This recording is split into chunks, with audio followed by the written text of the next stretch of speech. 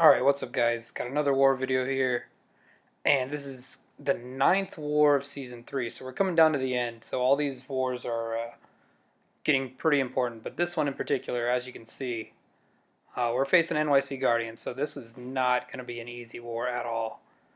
These guys are stacked, they're talented, and we got to bring our A game in order to have a chance here. But anyways, for my team, it's Killmonger Void, and I did decide to bring Black Panther for a little extra attack synergy. I was kind of debating who to bring for my third spot if I needed another attacker, but I'm going up Path 5 again, and most of my fights that I've scouted, I'm just going to be taking with Void. So I thought the extra attack power might help more than anything else. But here we go. First fight. We have a 6-star unduped Mystic. And this is just a diversity node normally. Gonna throw in my boosts.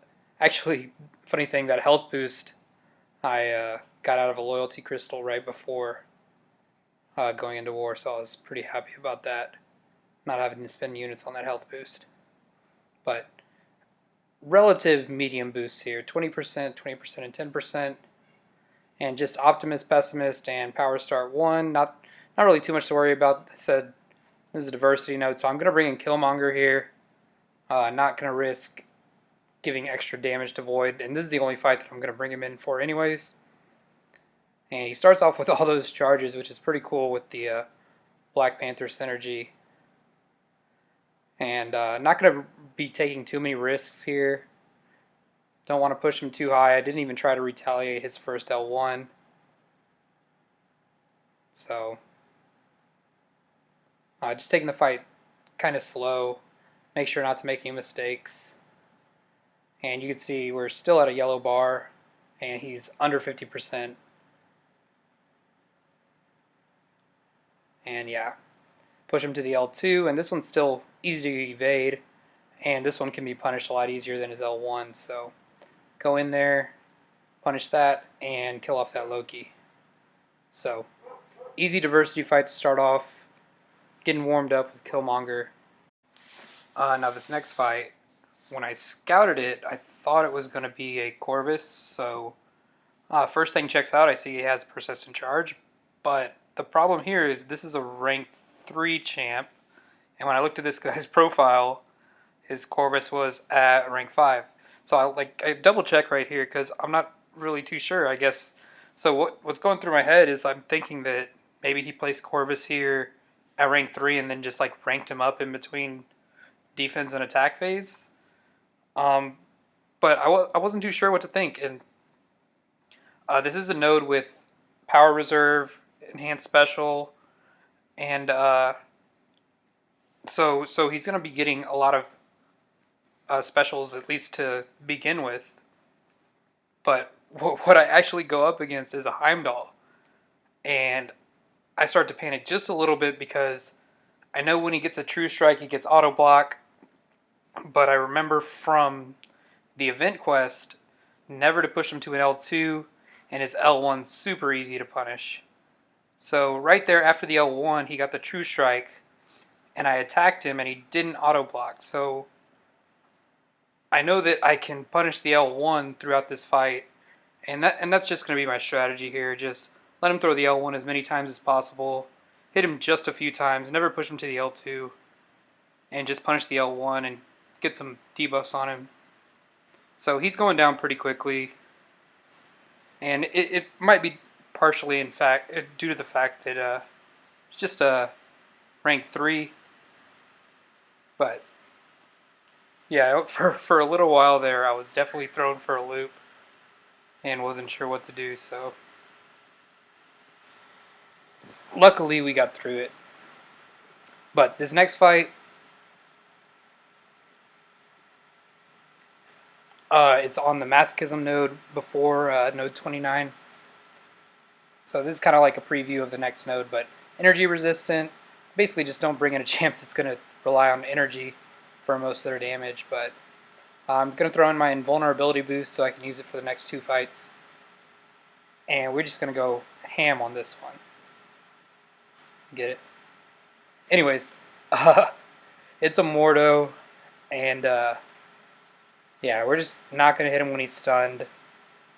I think right there I actually tried to time it right, but it didn't work. So I just want to bait this guy's special. But we do have that invulnerability boost in case he just decides to be ultra stingy and gets to an L3. But luckily he plays pretty nice this fight, I would say.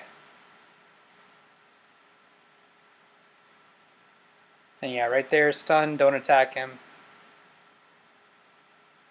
And my intimidating presence debuffs are somewhat sticking, but not as much as I would like them to. You see I only have 2 right now.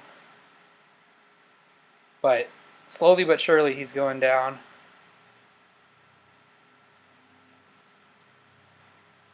And yeah, baited that L1. See, he's still getting some regeneration, but the fact that we have that 1 Petrify is really helping. And we're getting this Mordo down right there. So 47 hit. Played it pretty safely, and you know, eventually he was going to go down either way, so it was a good fight. Now for the last fight that I have here, it's this pesky Killmonger on node 29. And we're going to be bringing in Void. We still have our invulnerability boost working. And you kind of know the drill here. It's got Cornered, it's got Masochism, Feats of Power, Aspect of Evolution. So my main goal is just to try to get the Intimidating Presence debuffs to stick. And starting off, we push him to the L2. And you're going to see this one, it's actually going to be really difficult for me to actually get my Petrifies and Intimidating Presence debuffs up. So he's still at full power pretty much, or full health I mean. And you can see whenever I'm throwing my L1s, they're just getting shrugged off because of Masochism. Finally we get 1 to stick because of my signature ability, but not one of them is a Petrify yet. So we're almost a minute in and he's still at full health, which is not good.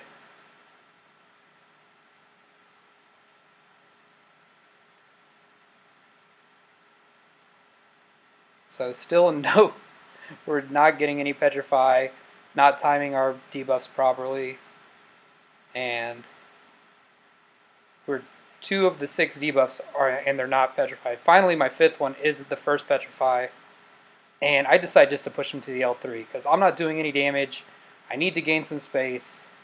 I need to get these debuffs working, and I have the invulnerability boost. So push him to the L3. I know I'm gonna survive it because of my boost.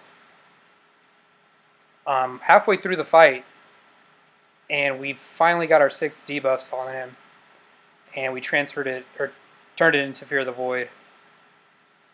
Now we can start doing some stuff, because now each of our debuffs that we're going to put on him are going to degem quite a bit more.